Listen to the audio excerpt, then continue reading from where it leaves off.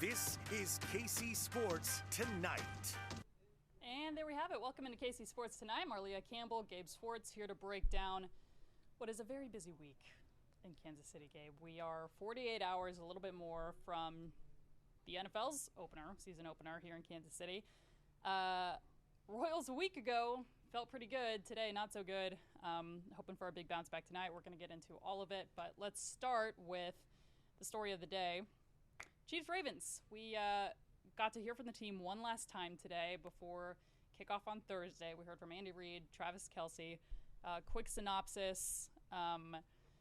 No surprises on the injury front. Andy Reid said Hollywood Brown's not going to play. Knew that already. No sudden injury updates. Gabe, this was actually the press conference last year, 2 days before the game, where Andy Reid got to the podium and said Travis Kelce hyperextended his knee. And we were like, oh my gosh, what the heck? So good news there. No surprises. Hopefully Hollywood is back soon.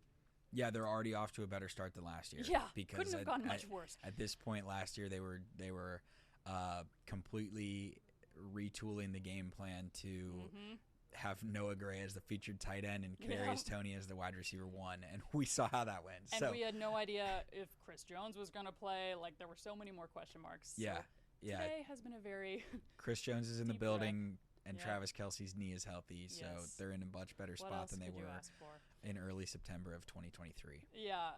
Okay, Gabe, let's get into this a little bit. There's so much we could talk about, but I just want kind of maybe one or two key takeaways. We've been talking so much about the Chiefs and the roster and, kind of all those things.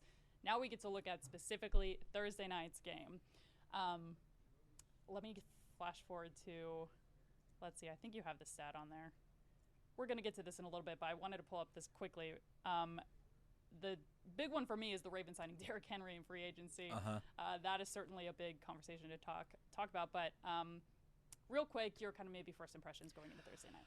I'm fascinated to see the Chiefs passing game. I have talked it up all offseason. I've been a huge believer in what they've done in the wide receiver room, and I've been public on this show and saying that I don't think that what they did at wide receiver 6 and wide receiver matters, because wide receiver 1 through 4 and 1 through 5 when they added Juju Smith-Schuster, and of course once they get Hollywood Brown healthy, of course, I don't think that it matters as much.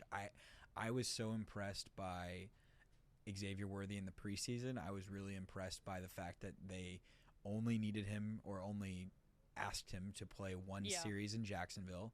They got a really, really impressive 3 series from him in the Lions game, and then he didn't suit up for the Bears game. So he is, at least from our public perspective of what we've seen, A, in training camp, and then B, in preseason games of what they've asked, he's ahead of where Rashee Rice was at this point last year. And Rashee Rice still had a more impressive season opener than people anticipated. He scored that touchdown. I think he had 65 or 70 yards against the Lions that night and looked good, although it wasn't like beating man coverage and all that kind of stuff. It was just being good against zone, and that's what he was really good at SMU. I think Xavier Worthy could have a deep ball that excites everybody on Thursday night, and is one of those, when Mahomes was talking about we're going to throw the ball deep this year, this is what they're talking about, and that could be even without Hollywood Brown being on the field. So I think that's the number one thing that I want to see, is what the passing offense looks like. I'm pretty sure that the Chiefs will be capable of running the ball with Isaiah Pacheco and one of the better offensive lines that they've had in the Mahomes era this year.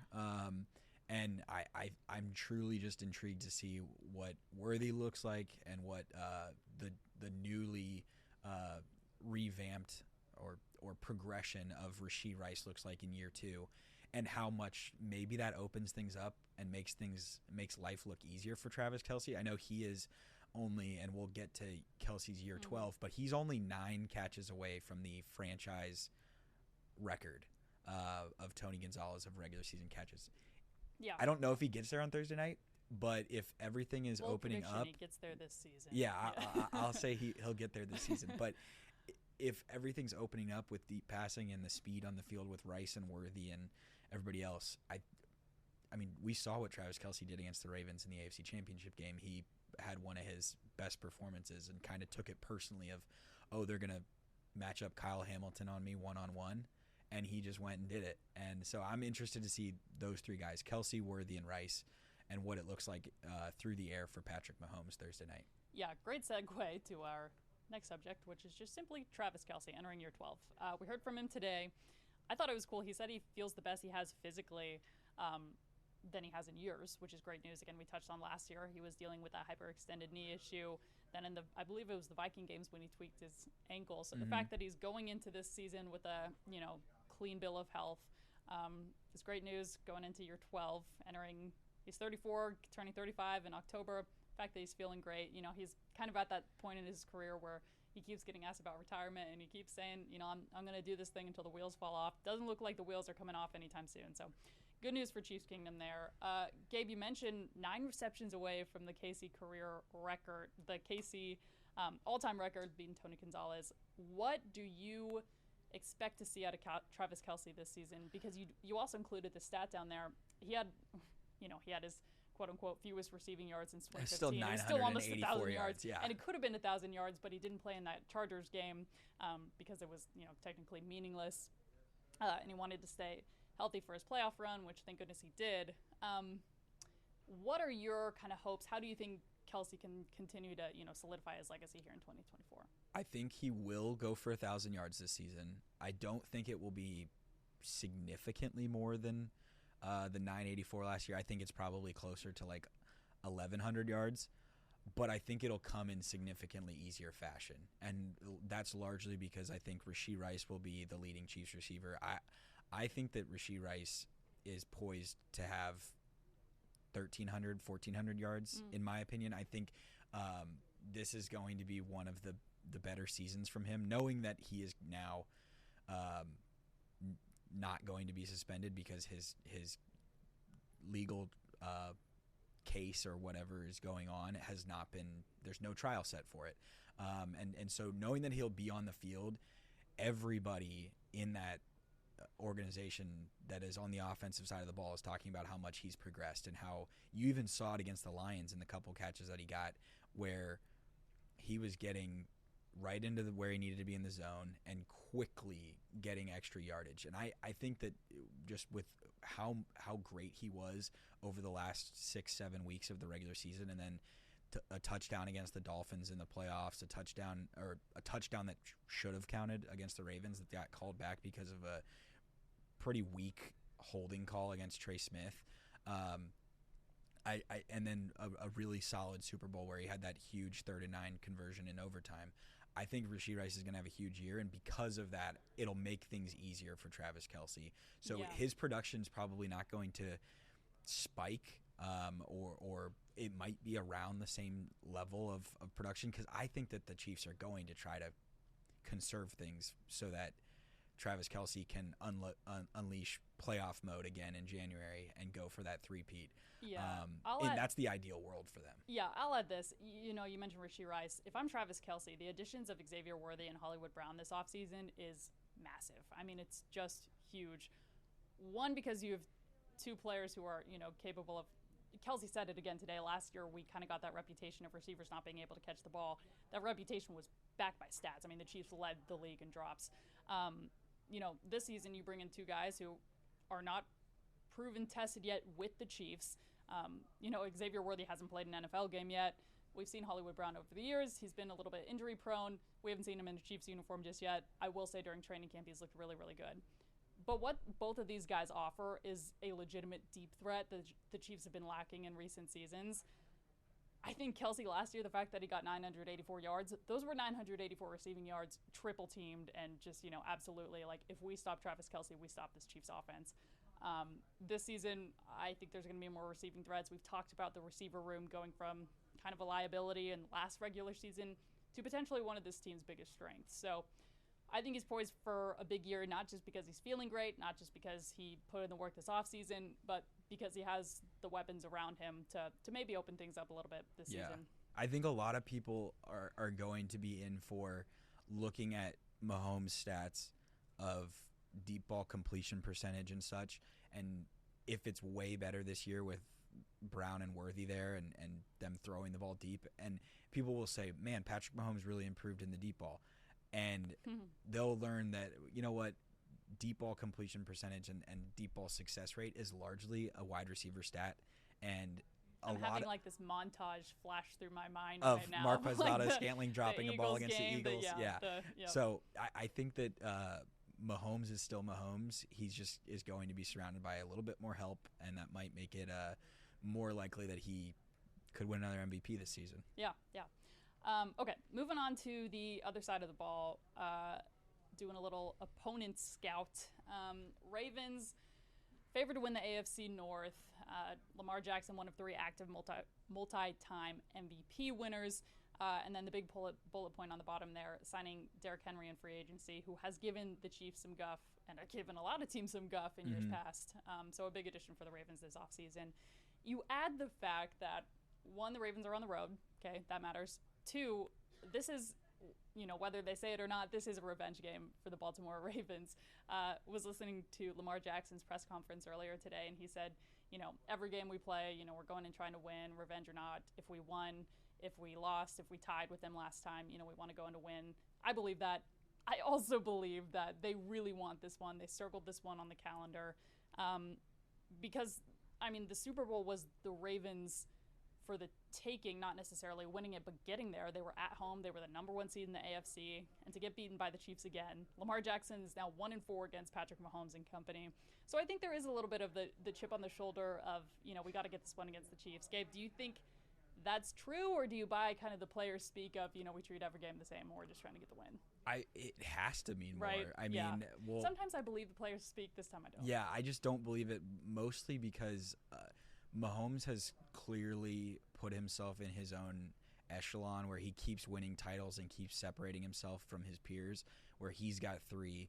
Josh Allen, Joe Burrow, Lamar Jackson all have none and only have 1 Super Bowl appearance to show of, and that's Burrow's from 2021 or 2022, early February of 2022.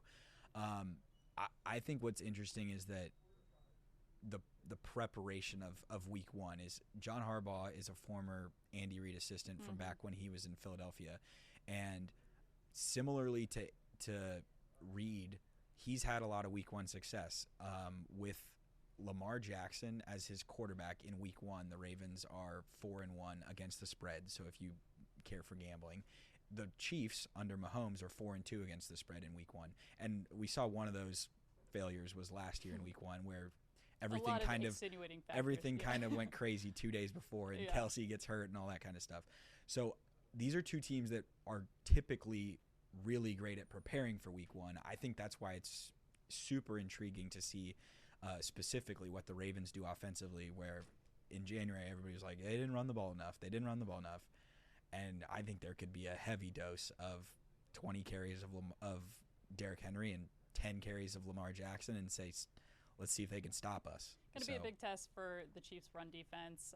Of course, Baltimore brought in a new defensive coordinator, so it'll be interesting to see kind of what they do schematically. And I think the key to stopping Derrick Henry is going to be get him to chop his feet, get him from getting past the line of scrimmage, because once he does, he's really hard to take down. As we've seen, he'll carry guys to the end zone. So going to be a big test for the Chiefs' defense. Want to move on pretty quickly because we have another big Royals game tonight. And Gabe, I want to take you to 1 week ago today. We were sitting in this chair talking about the Royals playing the Guardians in Cleveland, and that if they won, they would be tied for first in the AL Central. They did that. So, 1 week ago, Royals are tied for first in the AL Central. Since then, they have lost 6 straight, gone on for their longest losing streak of the season, and lost their star first baseman Vinny Pasquantino with a broken thumb. He is out for an expected 6 to 8 weeks, which would take him deep into the playoffs. Not a good week, to say the least. If you're watching this, you can see our subject line is Royal Blues. If you're listening to this, I think Royal Blues is a pretty good way to describe this past week. Gabe, how are you feeling here? I want to point out the stat, too, before I get to this question. FanGraphs still has the Royals as a 78.6% chance to make the playoffs. Just on paper, that looks fantastic. Looking at the kind of the momentum of this team right now, and specifically with losing Vinny, doesn't feel as good as the number shows. It doesn't feel as good. I think that a week ago the goal was, they can win the AL Central. Yeah. And that was very realistic, and I think it still would have been attainable even if they had just lost all the games in Houston this weekend but not lost Vinny. I think that would have been attainable. Now that you don't have Vinny, you're kind of just holding on, trying to get that 6th AL wildcard spot and hoping that you can then go back to Houston and win some of those close games. I mean, they pitched well against Houston. They just didn't provide any offensive output aside from a couple late Bobby Witt Jr. home runs and then the Paul DeYoung game tire on Friday night.